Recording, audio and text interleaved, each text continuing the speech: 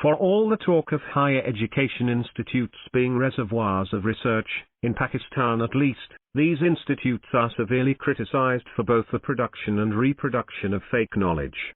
There has been an emphatic call for genuine and real-world research in Pakistani academia because it is realized that in the age of the knowledge economy it boosts a country's socioeconomic well-being, besides contributing to the development of healthy social attitudes. There is no doubt that institutes of higher learning need to produce credible knowledge that prompts innovation and encourages minds to thrive. This knowledge enables individuals to ask questions and inspires critical, out-of-the-box thinking. Higher education institutes in Pakistan, however, lack these characteristics, and hence do not meet 21st-century challenges regarding innovation and new knowledge. In fact, the response to these challenges so far smacks of poor awareness about the education ecosystem that comprises integration and interdependence in all levels and components of education. This may include, for example, the interplay between basic and higher education learning design, instruction and assessment. Such lack of awareness limits the scope of solutions and their effectiveness. Institutes of higher learning need to encourage academic contributions by giving scholarships, upholding ethical standards and holding unscrupulous academicians accountable, as well as putting more money into research grants.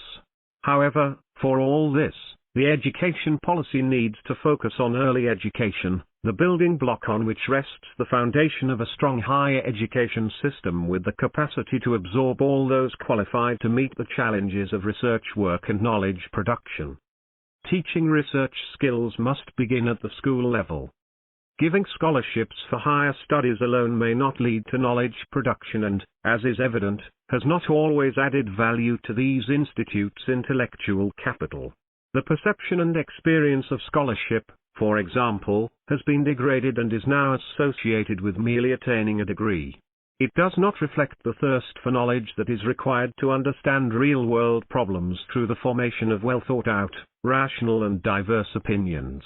Generating knowledge as a means of boosting academic standing has, sadly, led to the theft of knowledge and fake research studies, affecting all levels of scholarship, discovery, integration, application and service. The set criteria of selection for scholarships, for example, stems from exam grades. This is by no means productive as exams are merely a measure of what we can call the paper-pencil capability of learners. We also tend to ignore examination malpractices such as cheating. Grades, even if achieved on grounds of merit, may not reflect a learner's intellectual standing, questioning capabilities, or critical and innovative thinking.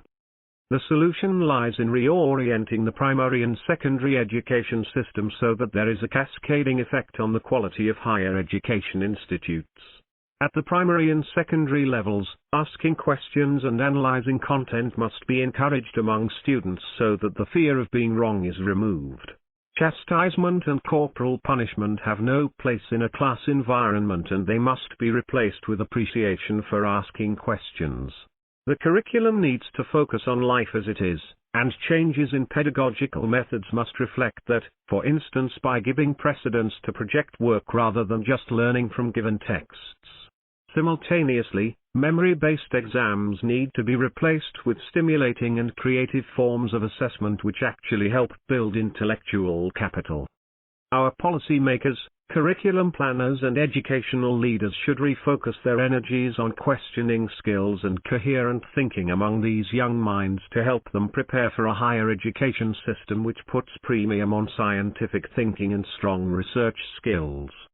With such measures at the school level, even if students are unable to enroll at higher education institutes later, they would at least have developed, by grade 10 or 12, more rational and critical thinking skills which would overcome irrational or superstitious attitudes that seem to prevail at the moment. Blindly following and not questioning are attitudes that reflect poorly on human dignity. In sum, incorporating critical and coherent thinking even at the basic levels of education to prepare young students for the rigors of intellectual demand at universities is the need of the hour. Better quality of education at the primary and secondary levels is more likely to ingrain analytical thinking that can eventually develop into true scholarship, thus equipping students with the intellectual capital needed to find solutions in an increasingly challenging global environment. The writer is an educationist. Published in Dawn, September 7, 2022.